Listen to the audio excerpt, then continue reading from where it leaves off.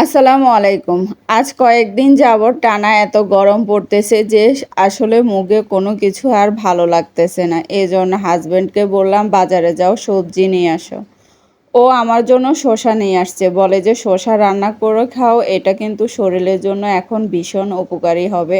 এই জন্য আজকে ঝটপট করে চিংড়ি মাছ দিয়ে আর সাথে একটু মসুরের ডাল দিয়ে রান্না করে ফেললাম শসা। শসাটা কিন্তু এভাবে রান্না করে খেয়ে দেখবেন ভীষণ মজা হয়।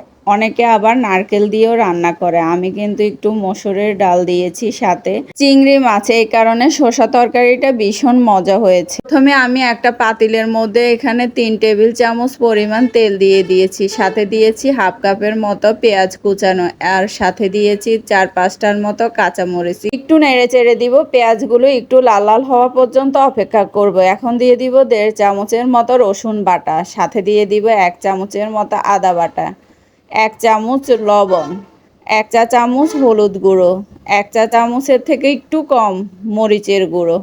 শসা তরকারিতে কিন্তু চেষ্টা করবেন যে একটু ঝালটা কম দেওয়ার জন্য, তাহলে কিন্তু এতে কিন্তু ভীষণ মজা লাগে। আর এমনিতেও শসা তরকারি একটু ঠান্ডা জাল দিয়ে রান্না করা লাগে। 1 চামচের মতো দিয়ে দিব জিরার গুঁড়া, দিয়ে এখন একটু হালকা নেড়ে চেড়ে দিব। মশলাগুলো যেন না পুড়ে যায়, এই জন্য আমি সামান্য একটু পানি দিয়ে দিয়েছি। এখন একটু কয়েক মিনিট নেড়ে চেড়ে ভাজা ভাজা করে নেব। মশলাগুলো ভাজা ভাজা হয়ে গেছে, তেল উপরের দিকে উঠে আসছে। এখন দিয়ে দিব চিংড়ি মাছ। আমি এখানে কয়েকটা চিংড়ি মাছ নিয়েছি, হাফ কাপের মতো। এখন চিংড়ি মাছগুলো দিয়ে একটু ভালো করে নেড়ে চেড়ে কয়েক মিনিট ভেজে নেব। চিংড়ি মাছগুলো কিন্তু ভাজা ভাজা হয়ে গেছে, দেখেন আমি নেড়ে চেড়ে দেখাচ্ছি, একদম ভাজা ভাজা হয়ে গেছে, ঝোলও শুকিয়ে গেছে। এখন এর ভিতরে দিয়ে দিব মসুরের ডাল। আমি এখানে হাফ কাপের মতো মসুরের ডাল ধুয়ে একটু পানি সহ দিয়ে দিয়েছি। মসুরের ডালটা একটু সিদ্ধ হবে তো এই জন্য। এখন এই পানির মধ্যে কিন্তু মসুরের ডালটা সিদ্ধ হয়ে যাবে। এখন একটা ঢাকনা দিয়ে দিব।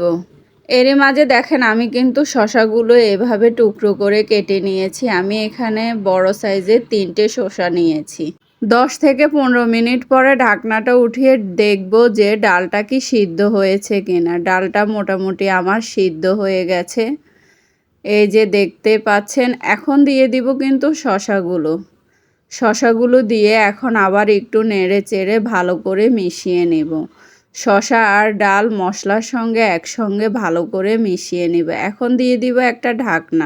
কয়েক মিনিট পরে আবার এসে ঢাকনাটা উঠিয়ে আবারও একটু নেড়ে চেড়ে দিব, কারণ শসা থেকে বেশখানি পানি বের হয়ে গেছে। এখন একটু নেড়ে চেড়ে একটু ভাজা ভাজা করে নেব, কারণ যে পানিটা বের হয়েছে এটা একটু শুকানো পর্যন্ত অপেক্ষা।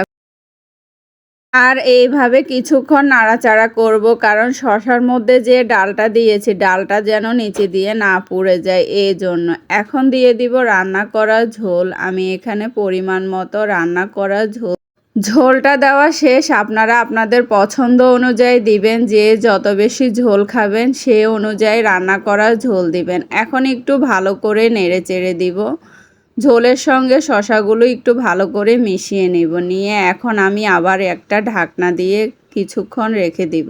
ঢাকনাটা উঠিয়ে এরই মাঝে বেশ কয়েকবার এসে আমি নেড়ে চেড়ে দিয়েছি। দেখেন আমার শসা তরকারিটা প্রায় হয়ে আসছে। এখন দিয়ে দিয়েছি কয়েকটা কাঁচামরিচ দিয়ে কিন্তু আমি চুলার আগুনটা বন্ধ করে দিয়েছি। আরেক সাইডে আমি কি করেছি, পেঁয়াজ বেরেস্তা করে নিয়েছি। শসা তরকারির মধ্যে কিন্তু রসুন আর পেঁয়াজ দিয়ে বেরেস্তা করলে কিন্তু খেতে ভীষণ মজা লাগে। পেঁয়াজ বেরেস্তাটা কিন্তু দিয়ে দেওয়া শেষ। এখন একটু নেড়ে চেড়ে ভালো করে মিশিয়ে নিব।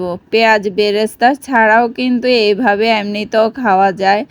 বেরেস্তাটা দিলে কিন্তু ভীষণ মজা লাগে। প্রচণ্ড এই গরমের ভিতরে মাংস খেতে খেতে আর মুখে কোনো কিছু ভালো লাগে না, তো আমি তো এটা রান্না করে খেয়ে ফেললাম। সবাই কিন্তু অনেক মজা করে খেয়েছে। আপনারাও অবশ্যই বাসায় ট্রাই করবেন।